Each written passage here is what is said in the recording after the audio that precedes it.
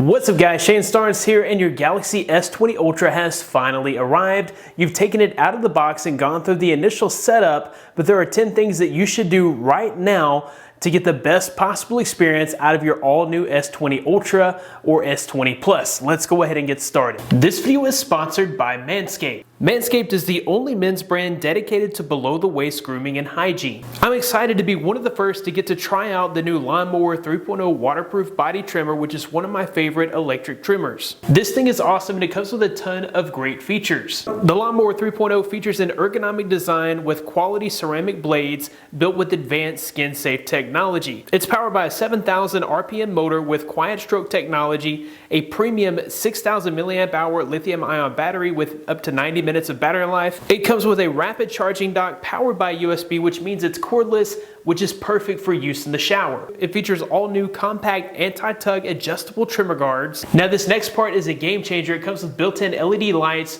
to illuminate the grooming area, giving you a more precise and close trim. When you purchase the new Perfect Package 3.0 kit online at manscaped.com, you get the biggest bang for your buck, especially when you use my code SHANE20. My subscribers get 20% savings on your entire order instantly. You'll also get a new replacement blade refill for your lawnmower trimmer delivered to your door every 3 months, making sure your trimmer stays fresh and clean.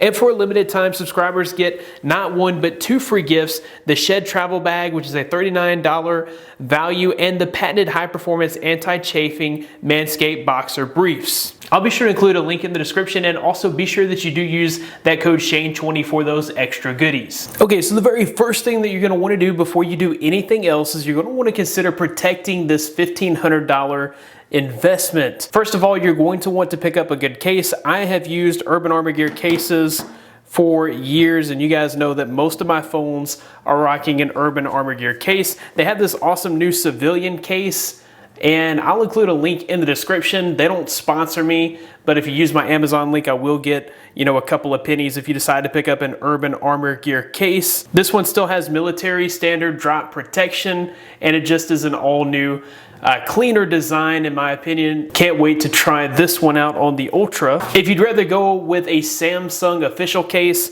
my pick is always the rugged protective cover. I did use my extra credit from the S20 Plus order to order this case, and then also a pair of Galaxy Buds Plus. This already came in, but one thing that I love about this is it does include a kickstand, and it's just as protective as the Urban Armor Gear cases in my experience. Once you have a good case, you're going to also want to consider a good screen protector. Now this comes with a screen protector installed already, but the screen protector that's installed here is a film protector that's really good for protecting from scratches. It's not really going to help in case of drops. Your screen is still likely to shatter. If you do something like a Whitestone Dome screen protector, this uses an adhesive that adheres to the entire display, so you get bottom to top coverage. The way that this installs, there's no air bubbles, so it also works with the ultrasonic fingerprint sensor.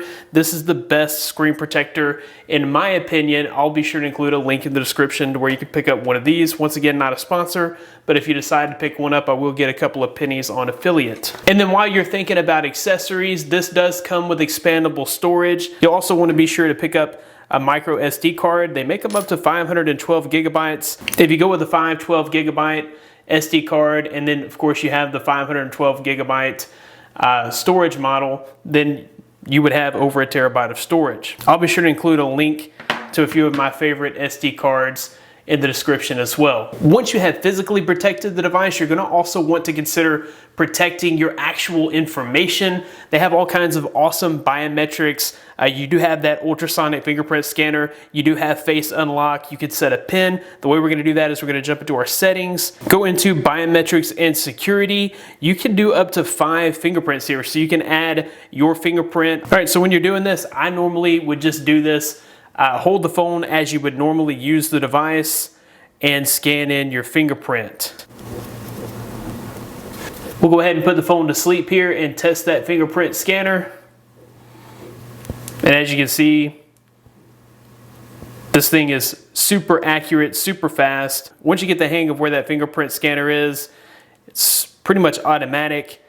And there is face recognition. This does not have the iris scanner that we had on S devices years ago. We just had the single camera here, but this is also a pretty safe method for securing and locking down your phone. Once you have your data all locked down and protected, you're going to want to go ahead and set up your home screen. Now I did Smart Switch coming from my Galaxy Z Flip, so my home screen is set up, but I'm just going to kind of run down the steps of how to get your home screen set up. First of all, you'll just kind of pinch in, and now this is going to give you all of your home screen settings. You can go and grab a custom wallpaper here from the My Wallpapers. Of course, once you find something you like, you'll just select that, and you can set that for your screen. You can go to explore more wallpapers here, and it's going to take you to the Galaxy theme store where there are actually thousands of wallpapers to choose from. All right, so if we go into this home screen settings here, you can change the grid layout. So if you go to this home screen grid, you can have up to 5 by 6. So this is going to give you the most use of that home screen. You've got this giant screen. You might as well add as many applications as you need on the home screen. I've got mine set to 5 by 5. That's plenty of space for me, but you can reduce that for bigger app icons or increase that to get more use out of your home screen. You can go up here to the top where it says home screen layout here.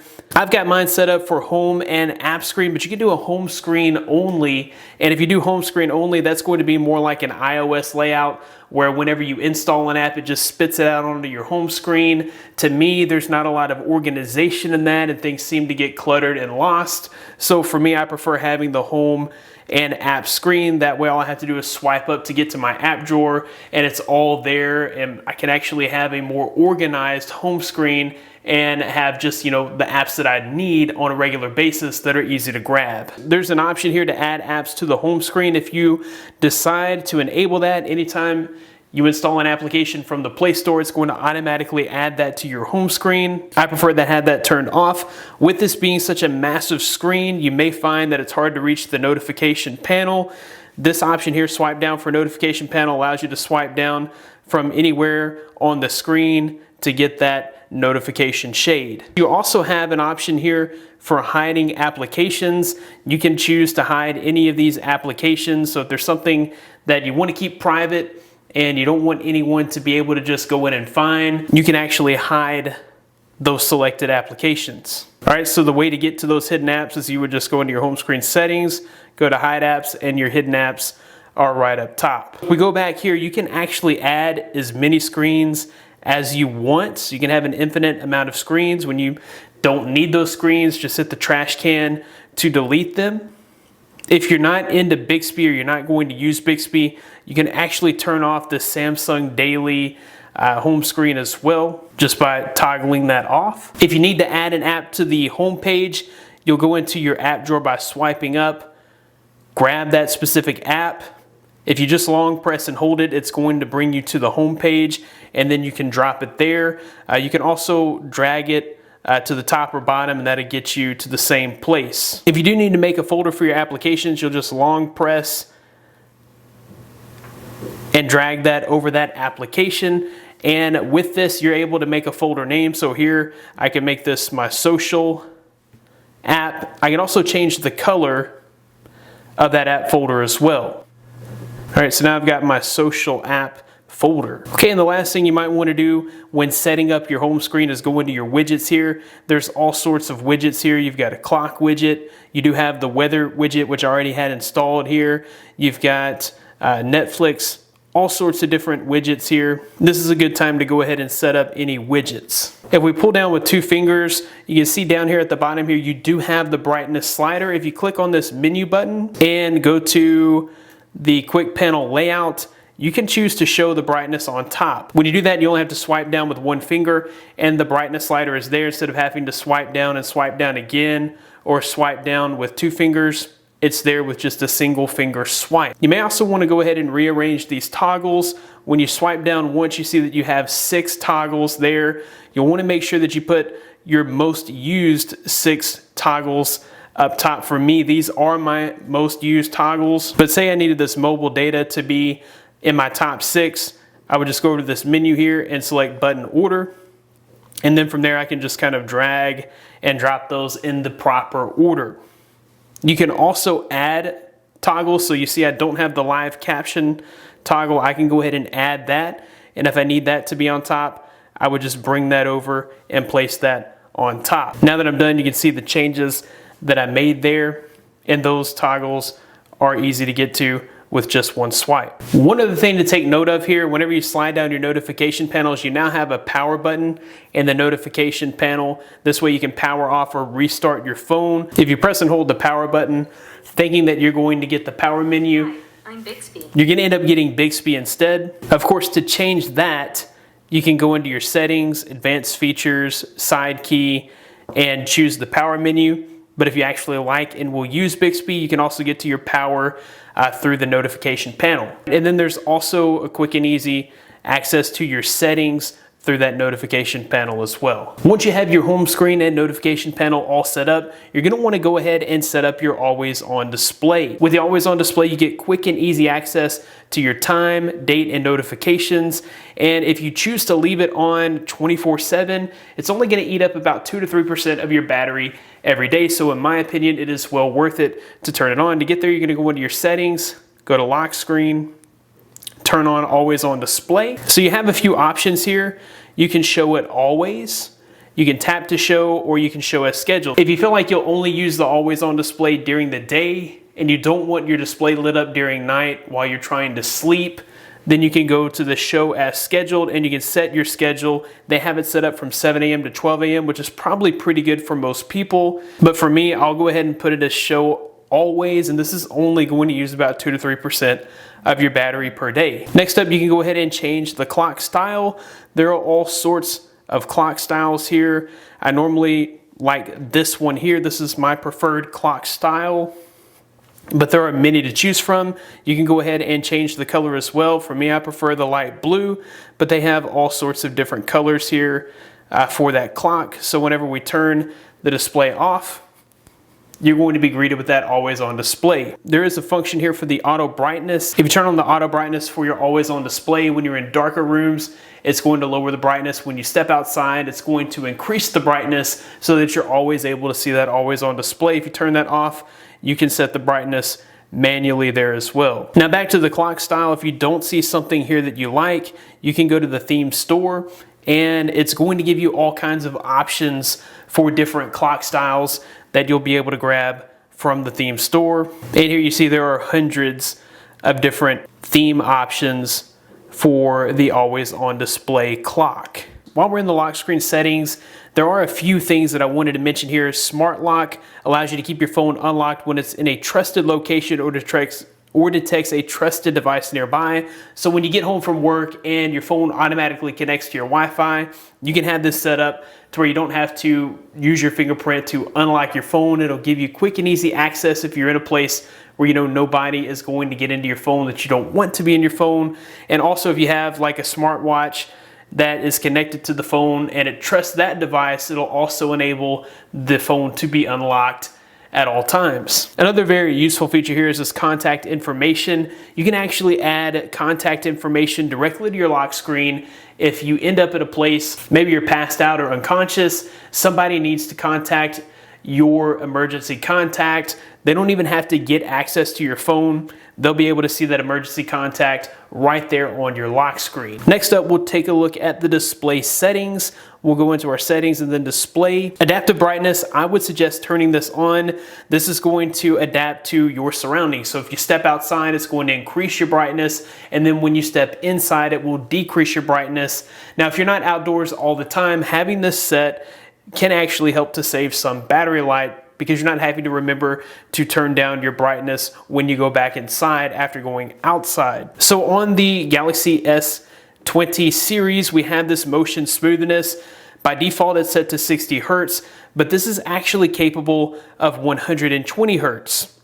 So one thing to note here is when you're on 120 Hertz, you're automatically stepped down to 1080p. If you're okay with that trade-off, 120 Hertz is going to make the phone feel incredibly fast. So I'm used to 90 Hertz. I've had that with other devices, but 120 Hertz just takes that a step further.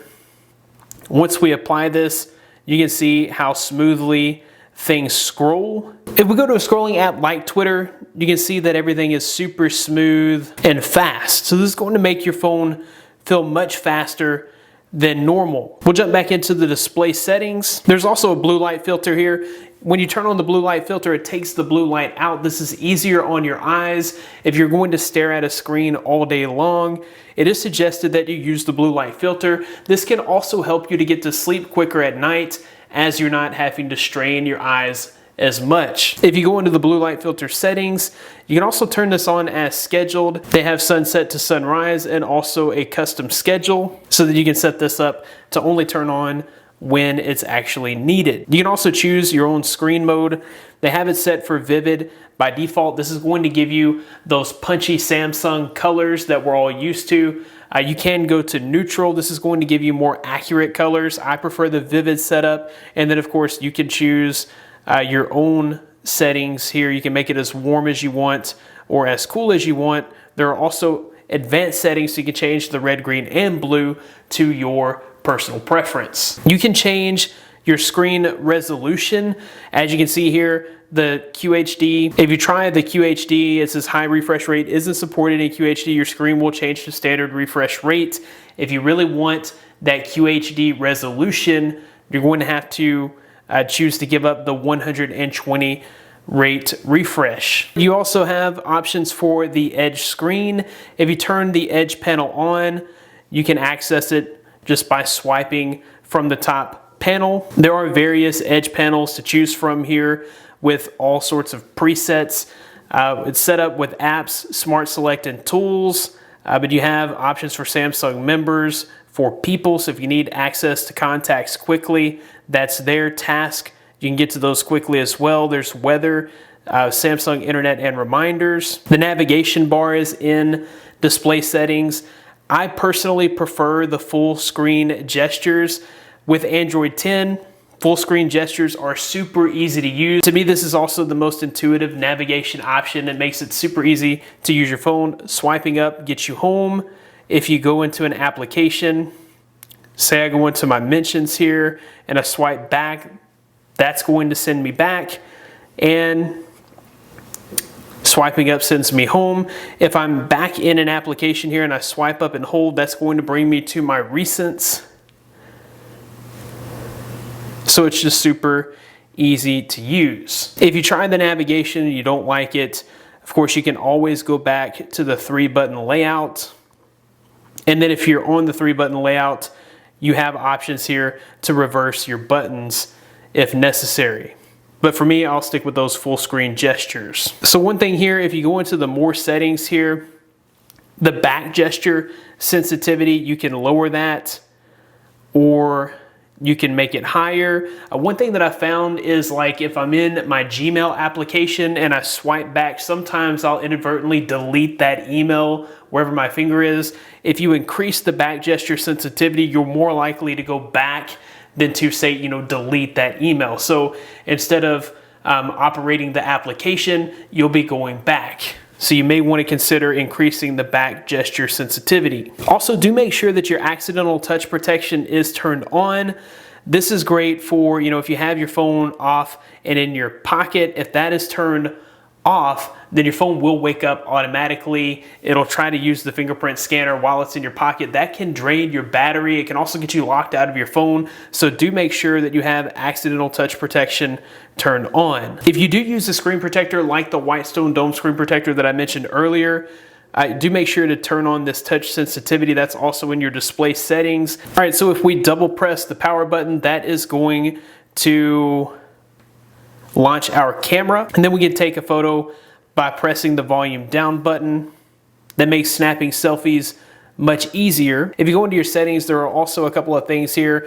You do have the smart selfie angle, so if it detects more than 2 people or 2 people or more in the frame, it's automatically going to go to the wide angle mode so that you can capture everybody in the picture. For videos, you can also choose your resolution. Everything is 1080 by default, but you can go to full resolution. You have up to 8K resolution there for your rear video recording. For your front video recording, you also have up to 4K at 60 frames per second on that front video recording. You've got all kinds of storage here. Why not use 4K or even 8K if you decide that that's necessary? If we go to this advanced recording options here, you have the Zoomin Mic, which can match the mic zoom to the camera zoom so it can focus in on If you're trying to record a person speaking, you can actually focus into that person and cancel out some of the surrounding noise whenever you zoom in on that person. There are some different shooting methods here. You can add a floating shutter button. So if we go back to the camera,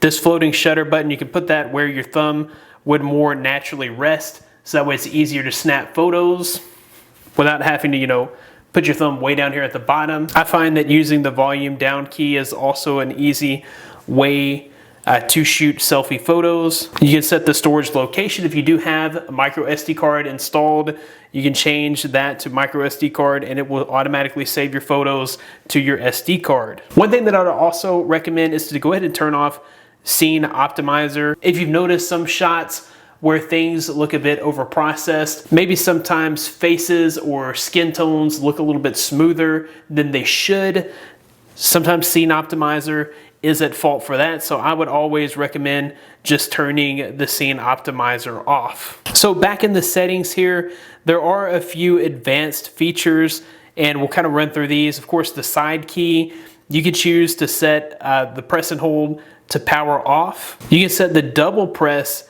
to open any application. So I love the fact that we can kind of reprogram that Bixby button to quickly open any application. I prefer opening the camera with that button, so I'm gonna kind of leave that alone, but you can program any application for the side key double press. There is this reduce animations option. You used to have to dig through developer settings to reduce animations. The animations that it's referring to there is whenever you swipe out, that animation that brings you back to your home screen, or when you open up an application, the animation that brings you to that application. If you turn that off, then you're gonna find that it seems to take longer to get into your apps or to get back to your home screen. So reducing the animation is going to make the phone feel a little bit faster. With this phone being as large as it is, I would suggest turning on one-handed mode. Once you have one-handed mode turned on, the way that you're going to access it is by swiping down on the home button. This way you can easily reach your notification panel, and you can even choose which side that's on in case you are left-handed. And then to get out of this, you would just tap out of the screen. But with a phone this big, one-handed mode is certainly useful. All right, and the last thing we'll take a look at in the advanced features is the video enhancer. If you turn on this video enhancer, whenever you're using applications like Netflix or YouTube, this is going to enhance the image quality of your videos so you can enjoy brighter and more vivid colors. There was one other interesting feature here in the advanced features menu. There's the Send SOS Message. So if you turn this on, whenever you triple click the Bixby button, it's going to send out an SOS message. You can actually choose who the message is sent to, so you can choose your contacts of who you would like that sent to. I can imagine all sorts of scenarios where this could come in handy. That person could be notified. Either they can try to contact you. If they're not able to contact you, they could take the next step to contact authorities. Simply clicking that 3 times would send out that message. Then there's even an option here to attach a 5-second audio recording. The last thing that I would suggest turning on is under the biometrics and security setting, the Find My Mobile. I would suggest that you go ahead and turn that on. You can choose to send the last location. So before so say your phone is stolen, if that person has the phone on them and it's not turned off, you can go to findmymobile.samsung.com and find out where your phone is, or at least the last location. You can also enable this remote unlock feature. This enables you to remotely control the phone even if you don't have it in your possession. I'll go ahead and take this opportunity to mention that if you are ordering a new S20 device or anything from Samsung.com, if you use my link in the description with my affiliate code, you'll get 5% off your entire order. If you ordered an S20 Ultra, that would be a $70 savings, which is a pretty good chunk of change. That about wraps it up for this video. Thanks guys for watching. Be blessed. I'll see you in the next one.